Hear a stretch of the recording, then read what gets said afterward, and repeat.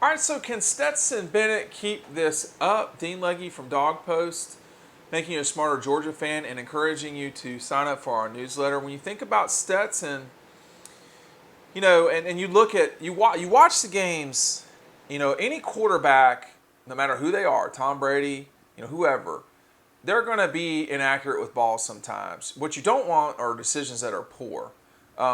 The combination of inaccurate and bad decisions is a real bad combination. But when you look at what Stetson's done so far, certainly in the second half of games, throwing the ball at 76% completion rate, a little under 60% in the first half. Can he keep this efficiency going? He threw for about 61% against Auburn. And really, to me, just looking at things, how many people are at 72% completion rate? That doesn't mean they got the first down. But how many people are at 72% on third down? These are Stetson. It's only about 6 quarters. Let's just call it 6.5 quarters of football, all right? 13 of 18, 173 yards, 72% completion, almost 10 yards per catch. I mean, that's pretty good.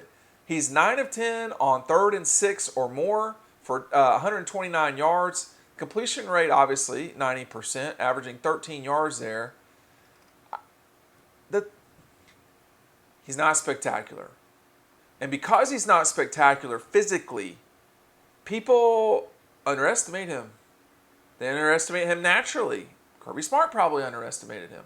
You look at a guy who is not tall, a guy who is a former walk-on, a guy who's a junior college transfer, a guy who, coming into this season, was probably, at best, the number 3 choice, at best, for coming in after Jamie Newman leaves. What is it about Stetson Bennett that makes it efficient for Georgia to play? I mean, it's got to be decision-making ability. When you against Auburn, he didn't complete as many balls. He was 17 for 28, but that one play made a huge difference in the game. Getting around Big Cat and spinning and completing the first down to Kearis Jackson. I mean, Kearis Jackson made him look even better later in the game, converting a 3rd down on a ball that Stetson just threw to him. But how much of this is just that he knows how to play quarterback? His athleticism is probably underrated, but how much of this is about getting them into the right play? And after you get into the right play, being comfortable in a pocket. Guys that play college football are bigger than I am. I am 6'5", 250 pounds. And if you're a quarterback, I'm small coming at you. And not only that, the people that are around you are bigger than that even. 315, 320 pounds, 6'6", whatever. I mean, Jamari is huge. So what about Stetson makes him comfortable in the pocket? Because if you just watch Georgia play, it's really not that hard to see that he's extremely comfortable in the pocket. Him bailing out, that just doesn't happen very often. And because he sticks in there, guys become wide open. Wide open. Think about some of the plays that Georgia had against Arkansas. Think about some of the balls in the middle of the field Stetson Bennett's not throwing guys open sometimes. They're just open. Now, why is that? Is that Stetson? Is that Todd Monken? Is this the offense? Or now they scared of the running game at Georgia, 200 yards against Auburn? I mean, what is it that's making them function? And when you look at it, to me, it's 3rd down.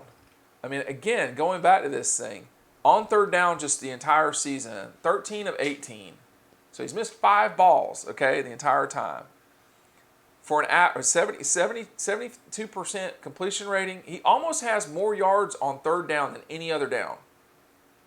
3rd down, you know they're passing most of the time on 3rd down. I mean, unless it's certainly 3rd and 3 or fewer, probably they're passing 3rd and 4. Georgia, maybe not, but probably they're passing. I mean, his rating in 3rd down is 171. That's pretty good. Now, he doesn't run very much on 3rd down. We know he can run too. Question is, how long can he do this for?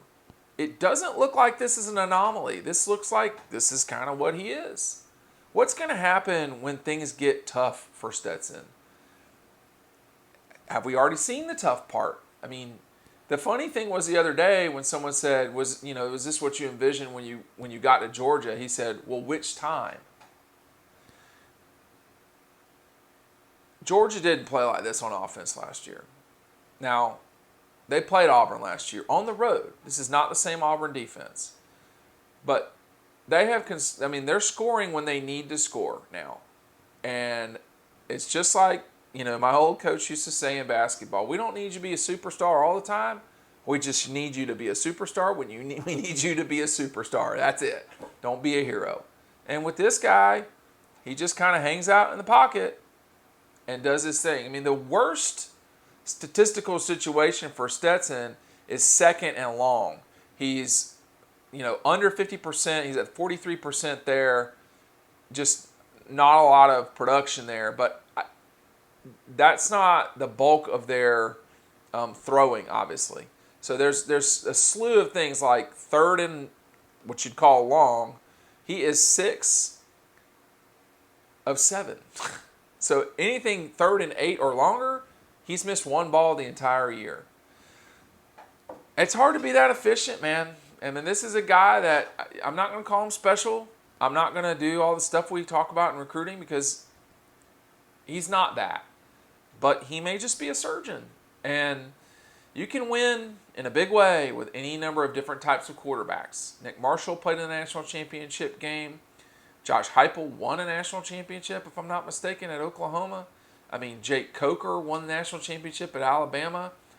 There's a lot of different ways to do this. And you don't have to be Trevor Lawrence, and you do not have to be Justin Fields, and you do not have to be Joe Burrow. That has been the trend, no doubt.